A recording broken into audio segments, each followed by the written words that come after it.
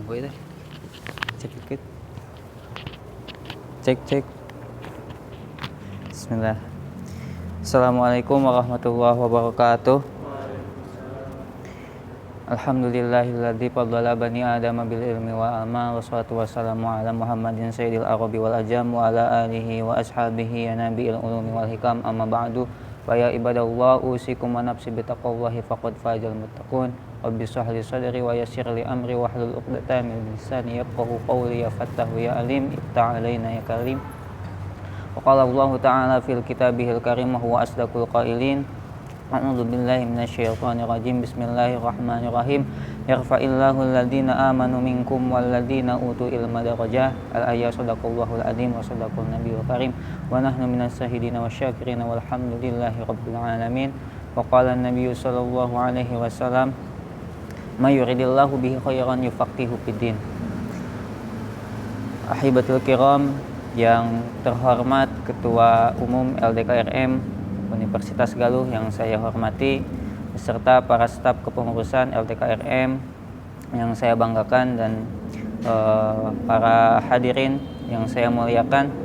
Terima kasih kepada moderator yang telah memberikan saya waktu untuk berbicara. Pertama-tama marilah kita panjatkan puja dan puji kehadirat Allah yang Maha Suci. Shalawat beserta salam semoga senantiasa tercurah limpahkan kepada junjungan kita, yakni Habibana wa Nabiyana Muhammad sallallahu alaihi wasallam, kepada keluarganya, para sahabatnya, tabi'in dan tabi'atnya, dan mudah-mudahan sampailah kita selaku umatnya yang mudah-mudahan mendapatkan syafaatul di hari kiamat. Amin ya Allah ya rabbal alamin. Alhamdulillah, pada kesempatan kali ini saya diberikan waktu yang sangat berharga. Tapi perlu hadirin ketahui bahwasanya saya sama-sama masih belajar. Kita masih sama-sama belajar, kita akan diskusi. Bukan berarti saya berbicara di depan para hadirin ini saya lebih tahu, lebih faqih. Tapi di sini kita akan membahas dari sisi yang dimana sudah saya belajar dan mungkin sedikit untuk mengamalkannya. Dan mungkin saya di sini belajar untuk berbicara, belajar untuk menyampaikan masalah dan berdakwah. Mudah-mudahan apa yang saya sampaikan dapat dimengerti, dapat bermanfaat bagi semuanya, khususnya untuk diri saya sendiri. Nah, kebetulan untuk tema hari ini saya membahas mengenai tentang ilmu fikih, karena dalam agama Islam setidaknya ada 12 ilmu atau 12 pan ilmu yang harus dipelajari, dan hukum mempelajarinya itu termasuk fardu ain itu. Dan di antara 12 ilmu yang harus dipelajari oleh muslimin dan mukminin yang merasa dirinya beriman dan berislam, ingin mendekatkan diri kepada Allah Subhanahu wa taala, di antaranya adalah ilmu fikih gitu. Dan urgensinya sebenarnya untuk ilmu fikih ini nanti kita akan bahas. Maksudnya urgensinya itu sangat penting karena ilmu fikih ini mengatur tentang tata cara kita beribadah, bermuamalah, munakahah, bagaimana kita menikah, dan jinayah. Ada batasan-batasan hukum yang mengatur kehidupan kita. Jadi di dunia ini, wa ma khalaqtul jinna wal insa illa liya'budun, dan kami menciptakan manusia dan jin hanya untuk beribadah kepada kami, kata Allah Subhanahu wa taala dalam firman-Nya. Hal ini menunjukkan bahwasanya di dunia ini kita diberikan free will atau kebebasan, tapi di atas kebebasan itu ada haddul syariah atau batas-batas syariat yang harus kita patuhi gitu. Nah, di antaranya itu adalah ilmu fikih. Karena apa? Tadi membahas tentang hubungan kita kepada Allah Subhanahu wa taala, ibadah, hubungan sama manusia gitu. Nah, bismillah. Oh ya. Saya bahas izin Oke.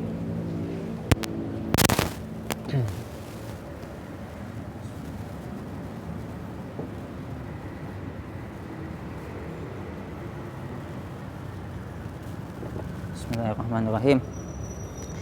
Nah, perlu diketahui sebelum kita mengkaji baik itu ilmu tasawuf, ilmu fikih, ilmu akidah, ilmu nahwu, ilmu shorof, ilmu kalam, ilmu logika, ilmu filsafat, kita harus tahu dulu apa yang dibahasnya, apa profilnya apa mabadinya. Jadi sebelum kita masuk ke dalam ilmu tersebut, kita harus tahu dulu definisi, faidah, ilmu, kemudian ilmu apa yang dibahas, apa objek kajiannya, apa sasarannya, siapa sasarannya, kemudian apa dalilnya. Kita harus tahu dulu pengertian atau biodata dari ilmu tersebut. Nah, biodata itu dalam masalah pan ilmu disebut dengan mabadi. Mabadi itu adalah permulaan atau pengenalan tentang ilmu tersebut, yang mana dalam mabadi ilmu ini semuanya mencakup 10 mabadi asyarah, disebut dengan 10 pendahuluan, 10 pengenalan.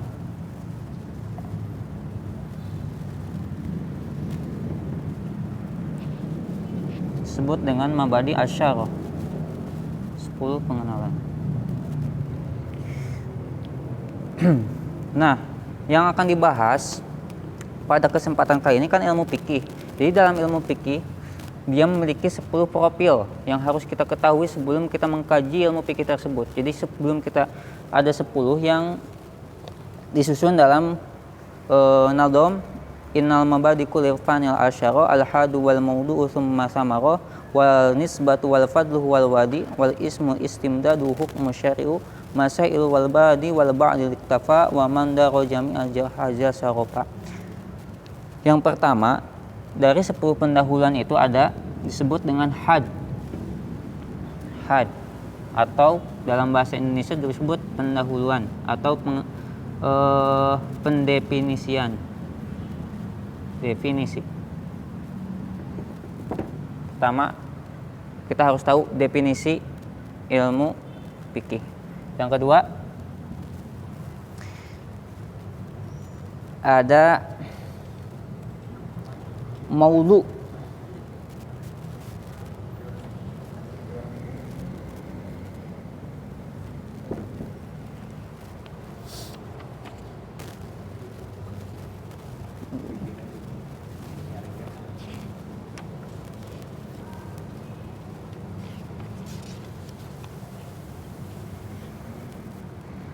Nah, ya.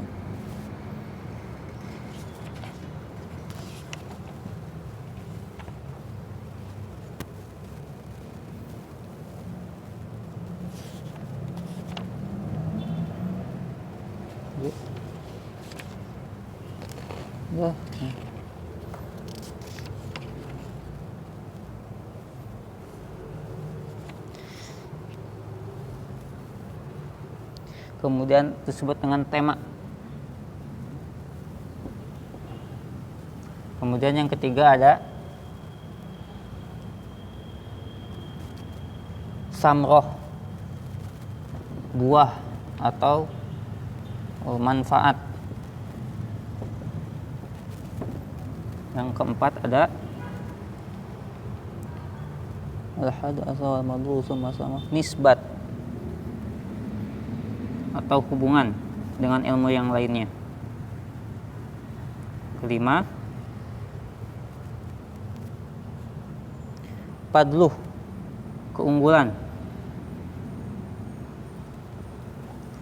Keenam, wadi, penemu. Siapa penemu ilmu fikih? Ketujuh, ismun, nama. Kedelapan,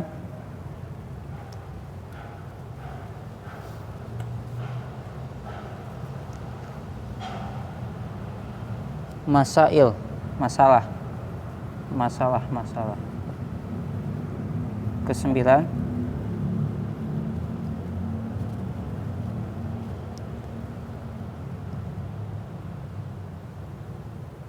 asal atau dalil. Kesepuluh, hukum. Jadi sebelum kita mempelajari sebuah ilmu, kita harus tahu dulu apa itu definisinya, apa dulu temanya, kemudian apa manfaatnya, apa nisbat atau hubungan dengan ilmu yang lainnya, kemudian apa keunggulannya jika mempelajari ilmu ini, kemudian siapa penemunya, kemudian apa namanya, kemudian apa masalah, apa dasar teori atau dasar dalilnya, dan apa hukum mempelajarinya. Nah, yang pertama kita akan membahas dulu tentang pendahuluan. Pendahuluan atau al-had. Al-had, pendahuluan.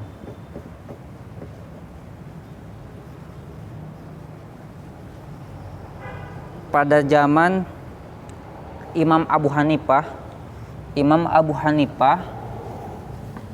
menamai atau mendefinisikan fikih itu sebagai al-ilmu diniyah, ilmu agama.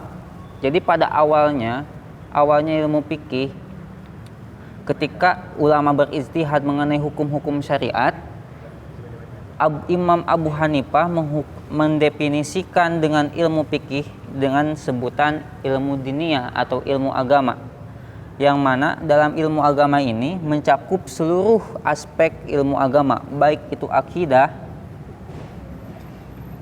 baik itu fikih sendiri, baik itu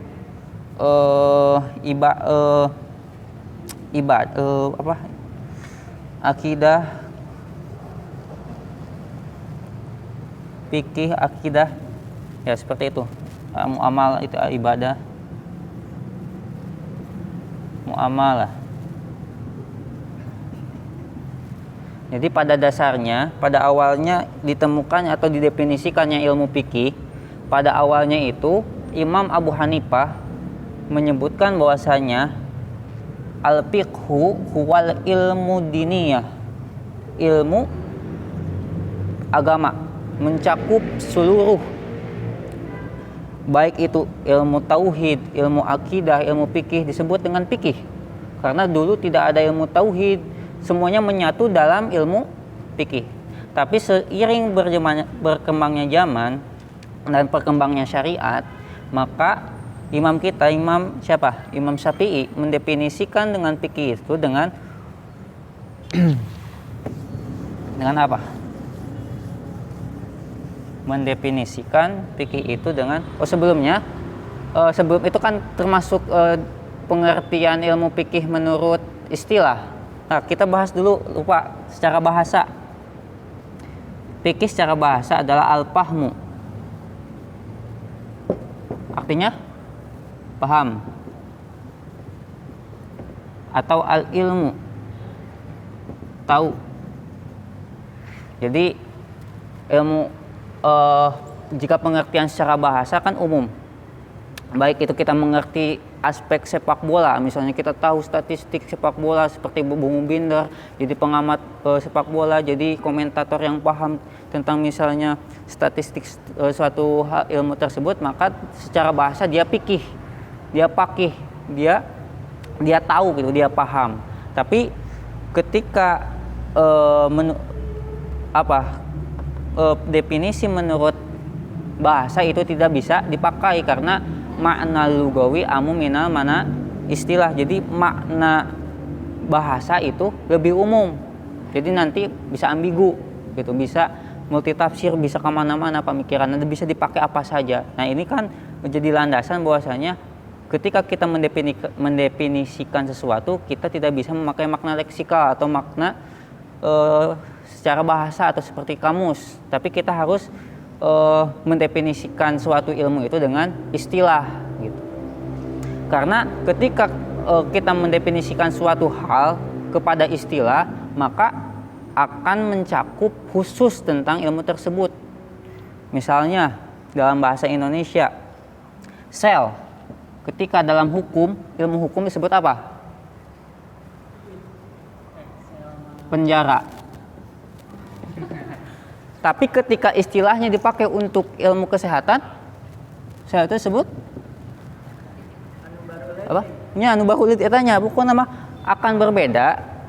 Lihat, katanya sama sel, tapi ketika diistilahkan atau digunakan untuk suatu ilmu tertentu disebut dengan istilah, maka maknanya akan berbeda, seperti itu. Begitu juga dengan fikih.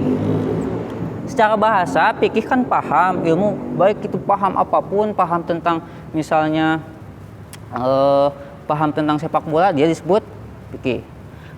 Tidak bisa dipakai karena maknanya umum, nantinya akan menimbulkan kekeliruan. Maka kita akan bahas fikih secara istilah atau syara gitu. Tadi Imam Abu Hanifah mengatakan bahwasanya ilmu fikih adalah ilmu diniyah, ilmu agama umum, baik itu ilmu tauhid, tajwid, ilmu akidah, ilmu fikih sendiri disebut dengan ilmu fikih. Tapi secara seiring berjalannya zaman, Imam Syafi'i mendefinisikan dan lebih merincikan istilah fikih dengan bahasa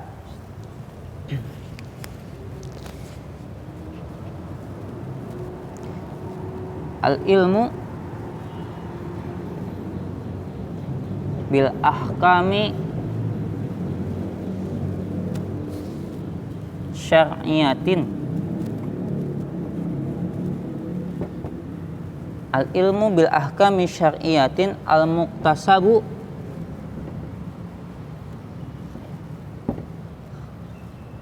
min adalatiha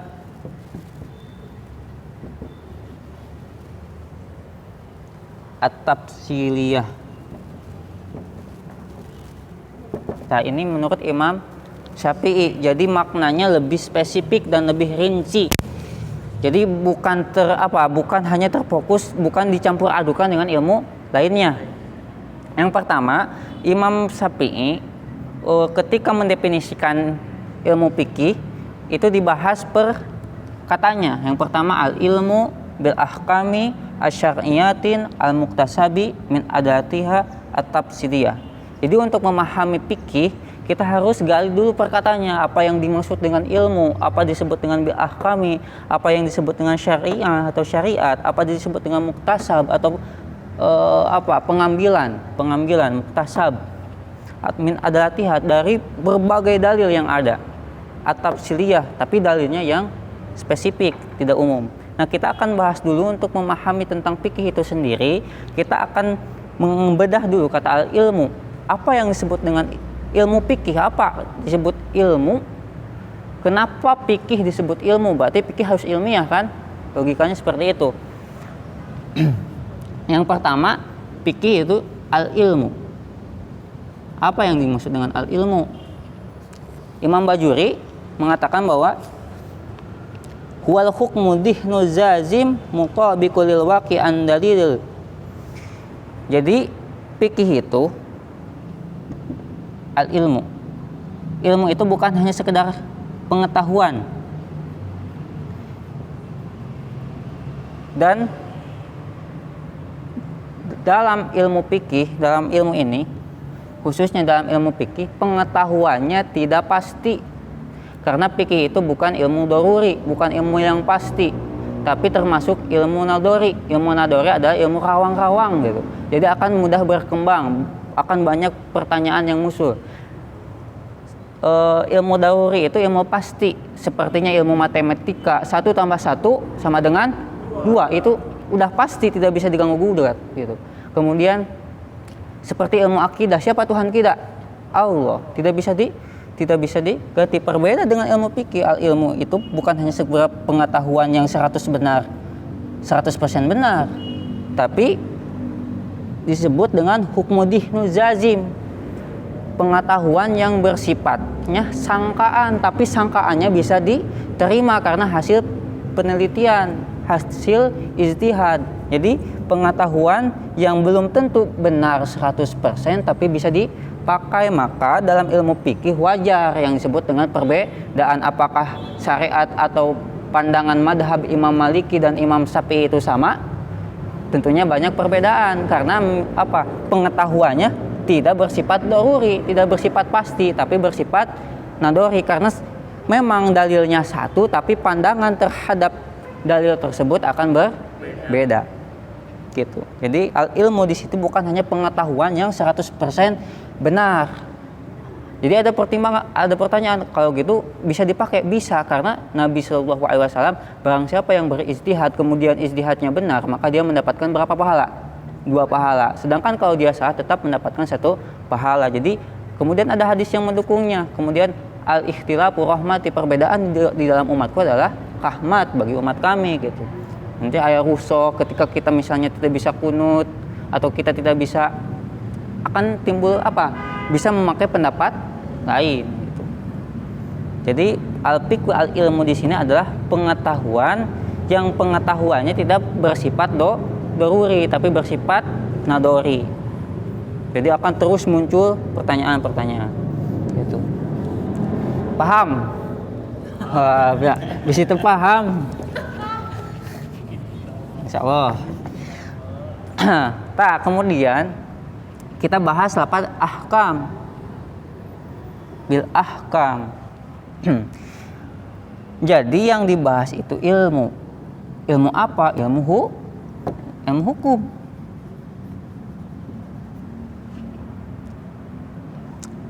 Hukum yang dibahas dalam jadi mengeluarkan ilmu yang di luar hukum, seperti kan ilmu apa? Ilmu misalnya ilmu matematika, apakah ilmu matematika menjelaskan hukum? Tidak. Ilmu nahwu, ilmu bahasa, apakah bahasa menjelaskan hukum? Tidak. Bahasa tidak, kecuali kalau disangkutkan ke ayat nisbatna gitu. Hukum tidak, maka kecuali misalnya keluar dari definisi hukum ini apa? Ilmu, misalnya ilmu matematika, ilmu olahraga, karena tidak bersifat hukum gitu. Izin lihat HP, saya sudah bahas tadi.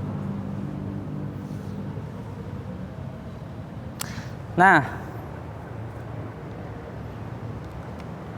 kemudian diperkuat lagi dengan syariat. Jadi bukan sembarangan hukum. Jadi bukan hukum apa bangsa, hukum legislatif, bukan hukum yudikatif, bukan gitu, tapi hukum anu bangsa syariat. Jadi hukum bangsa syariat ada berapa?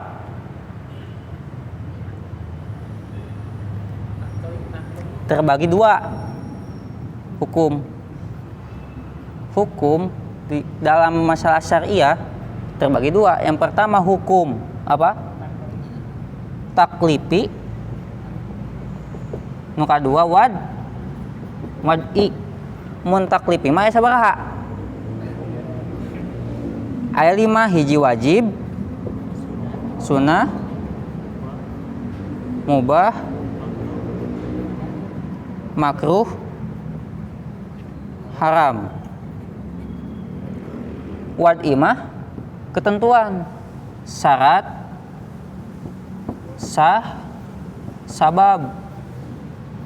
Jadi kita dalam masa fikih kita akan membahas tentang tadi ilmu pengetahuan yang tidak 100% benar tapi bersifat nadori, kemudian membahas tentang tapi hukumnya terbatas pada hukum syariat. Yang mana dalam hukum syariat itu kita akan membahas tentang wajib, sunnah, mubah, makruh, haram, syarat, sah, dan sabab.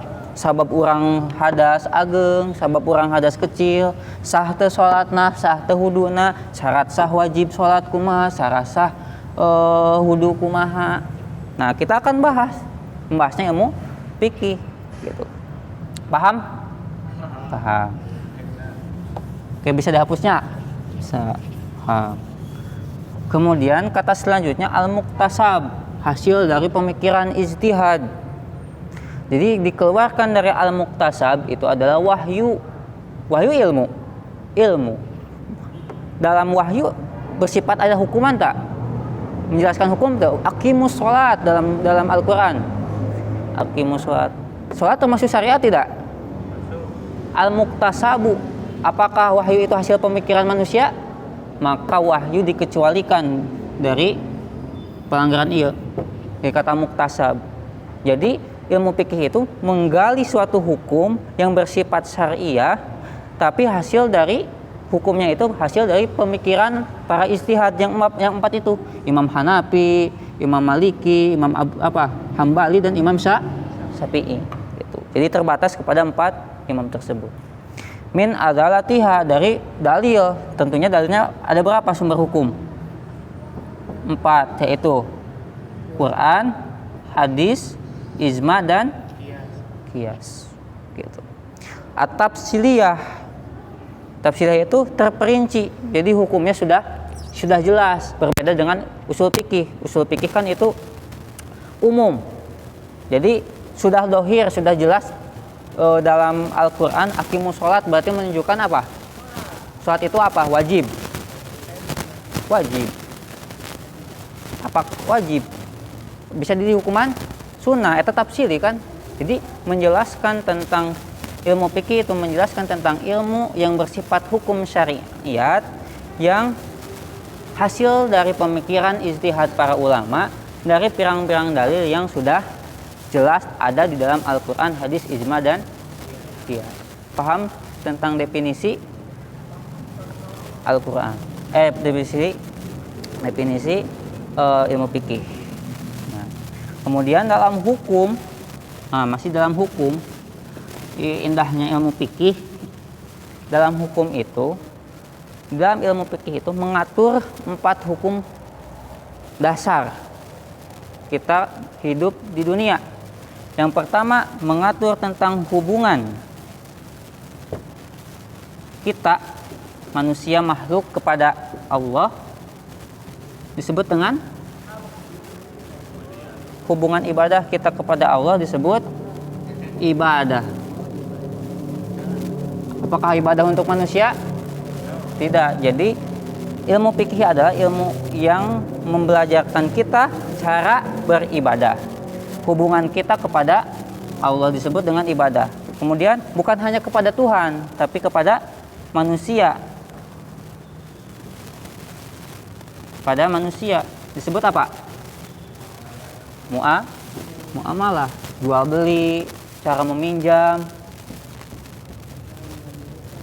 disebut muamalah. Kemudian setelah hubungan dengan Allah kita bagus, ibadah kita bagus, hubungan dengan manusia kita bagus, kemudian disempurnakan dengan pernikahan. Jadi pernikahan itu adalah penyempurna di dunia gitu.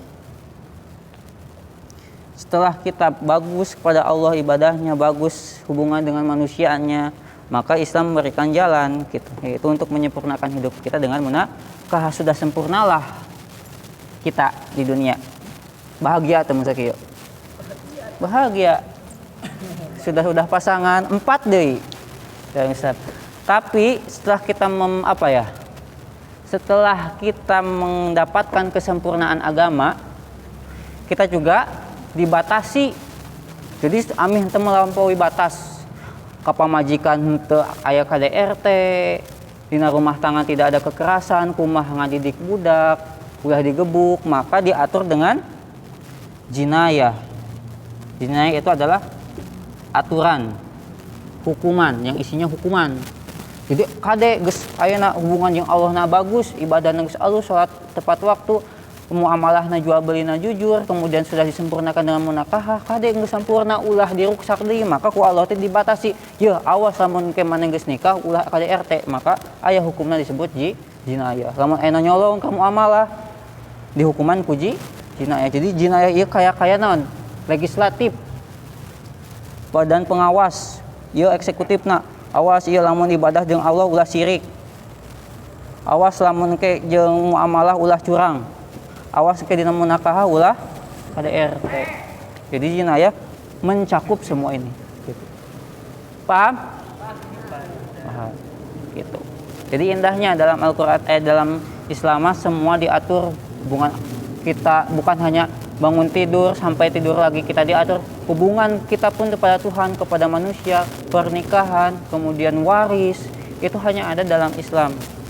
Agama lain ayat tuh nggak bahas waris, kayak. Oke, paham sampai sini? Paham. Oke. Nah, kita udah paham ya definisinya. Kemudian kita masuk saja langsung ke masail, ke masalah-masalah yang relevan yang ada pada zaman sekarang ini mengenai ilmu fikih. Karena kumahnya dalam ilmu fikih ini kan sebetulnya jangan dipandang oleh kacamata modern. Karena kalau kita dipandang dengan kacamata, walaupun syariat memang betul walaupun syariat betul memang bisa berkembang, tapi jangan melihat syariat oleh kacamata modern, karena itu adalah senjata orang-orang orientalis, orang-orang yang benci Islam, orang-orang yang mencari-cari kesalahan Islam. Seperti boleh tanya sama istri, kalian setuju tuh ayat-ayat menerangkan bahwasanya istri itu boleh 4? Berat nggak? Dalam surat An-Nisa boleh? Kalau misalnya kalian menikah kemudian kalian berat tuh ayat yang menerangkan bahwasanya pria itu harus bisa menikahi 4 wanita? Biasa saja, tidak keberatan. Tuh. Padahal esensi menurut kalian, apakah itu ayat untuk menambah istri? Betul. Tak, kalau kita digali secara kacamata orang awam atau kacamata orang yang tidak paham tentang syariat agama, Islam itu membiarkan menambah istri, padahal itu ayat bukan untuk menambah istri. Bukan, tapi untuk mengurangi istri. Kapungkur mah istri kerja Nabi aya 12. Aya anu 13, aya 14, aya 100 meureun. Tapi ku Allah dipatasi dikurangan jadi 4, tapi ku kudu teu keneh ayeuna. Gitu. Gitu. Nah, kemudian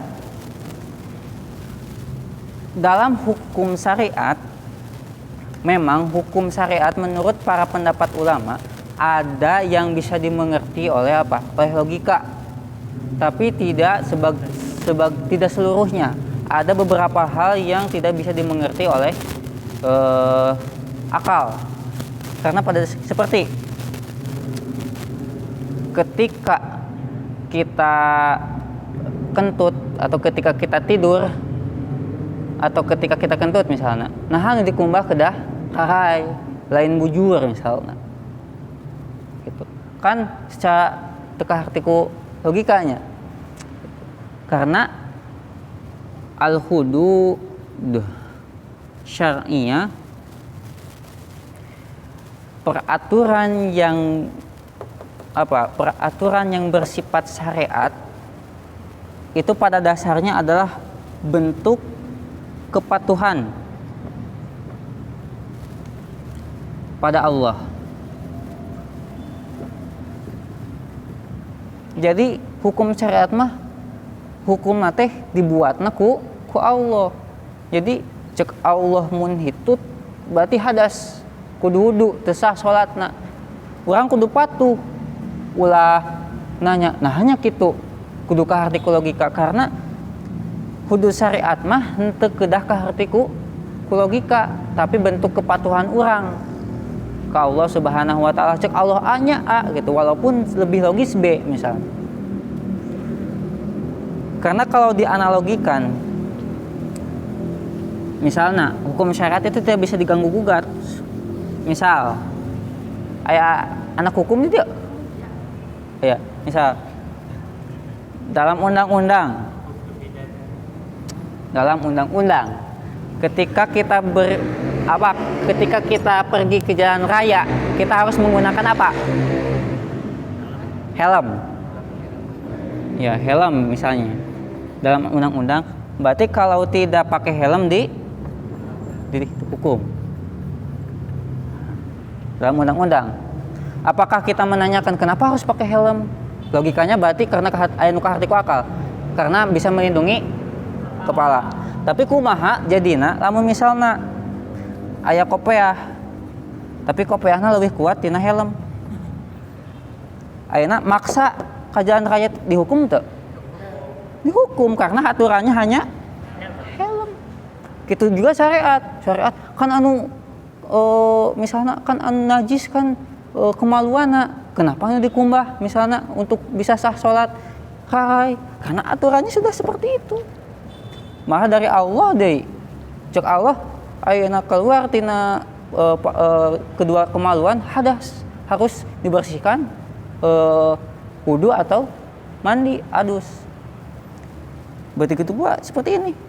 Walaupun ya teka arti logika kita harus patuh, karena sejatinya hukum syariat adalah bentuk kepatuhan. Jadi tidak boleh bertanya kaifa, aina, bahasa filsafat seperti ini. Waladhi kaifa, waladhi khalaqa kaifa, la kaifa lahu, waladhi aina, la aina lahu. Allah itu yang menciptakan, kata di mana, tapi kata di mana tidak pantas disandingkan kepadanya. Allah itu yang menciptakan, kata bagaimana, tapi kata bagaimana tidak bisa disandingkan kepada Allah Subhanahu wa taala. Jadi jangan banyak bertanya mengenai syariat. Yang guru saya sampaikan kepada saya, jangan mendekati satu syubhat, karena kalau kita mendekati satu syubhat maka akan timbul syubhat yang lainnya gitu. Jadi kalau hukum syariat kata Allah A, jangan banyak bertanya. Walaupun dalam agama Islam bukan berarti kita tidak boleh bertanya, boleh bertanya tentang ketuhanan, boleh bertanya tentang akidah sebagai kebodohan kita, tapi hal-hal yang mendasari kepada ketuhanan itu jangan banyak dipertanyakan. Borning abi kanjeng Nabi kan teterangan Allah kumaha gitu. Sekelas Nabi pembawa wahyu, ayeuna Allah kumahanya gaduh tangan teu Nabi gen teu teterangan komo urang gitu, sanes Nabi sanes Rasul maksa hoyong terang gitu. Jadi jangan dahulukan akal tapi dahulukan dulu syariat, seperti itu. Mungkin demikian, sudah setengah jam ya, itu tidak terasa. Mungkin demikian yang bisa saya sampaikan mengenai dasar-dasar pengenalan ilmu fikih gitu. Jadi sebenarnya kalau ini panjang, tapi karena keterbatasan ilmu dan waktu mungkin saya cukupkan demikian. Barangkali dari rekan-rekan